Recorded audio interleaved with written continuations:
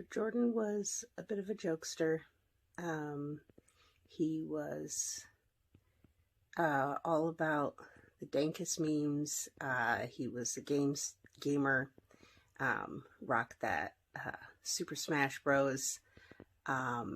He was very validating to people's feelings. He was always that friend to give amazing advice and just really tell people to be true and authentic to themselves.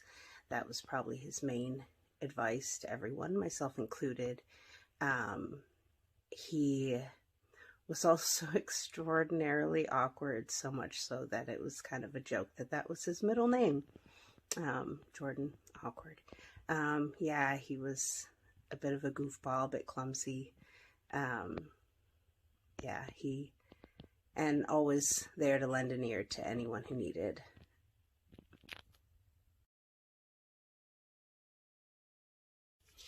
So Jordan and I met through my son, Derek. My son was 17, Jordan was 19, and they became best friends, and he and I became friends as well. I was 35, he was much younger, and so I really only looked at him as my son's friend. Once my son graduated high school, we all became roommates, and our friendship grew. And when he was 21, things just sort of happened, and that's how we got to be together. It took me a long time to really view him as an equal adult, because he was one of my son's friends and was quite a bit younger than myself. So that was definitely a learning curve, and I'm glad I didn't limit myself because of his age. But that's how we met.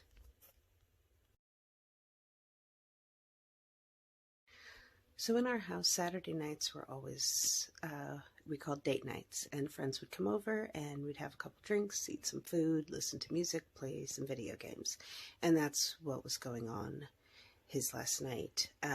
We had a friend over, my son and his girlfriend. They were all upstairs in the living room. Jordan and I were downstairs and talking for 4.5+ hours. He was talking about travel. He was talking about going back to school. He was talking about everything he wanted to do. And he kept saying that he didn't want to go, but he had to leave. And I thought he was meaning travel. He always wanted to see the world. He always wanted to go all over the place. And that was primarily what we were discussing. And I realize now that that was his farewell. He didn't leave a note. That was his note.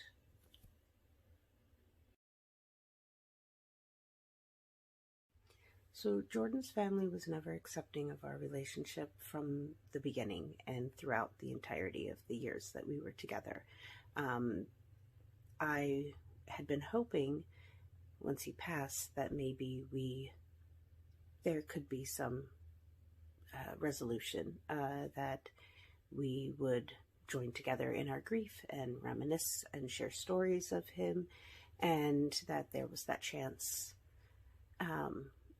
But I read a quote in somewhere that kind of stuck with me, that who you are before the loss of a loved one, you continue to be that person after you lose a loved one, and times 1,000. So don't expect people who were distant in the past to suddenly be attentive, or people who were antagonistic against you to suddenly change their tune. And that has held true. I do not have contact with any of them at this point. So the best advice that I've received early on was drink water and be easy on yourself. Get rest when you can. The best support that I've received, 3 very close friends have just shown up. We had a lot of friends that came early on, brought food, and came over to clean the house, and that was super helpful.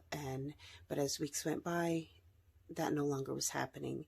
But 3 close friends they just show up, and we chill like I'm still a normal person, and that's really awesome. And I have a sister who is available any time of the day or night. She reads every article I send her about grief and coping mechanisms and educates herself on how to best support me, and that has been extraordinarily helpful. She answers my call anytime, day or night, 3, 4, 5 a.m. It's wonderful. That's what's helped the most.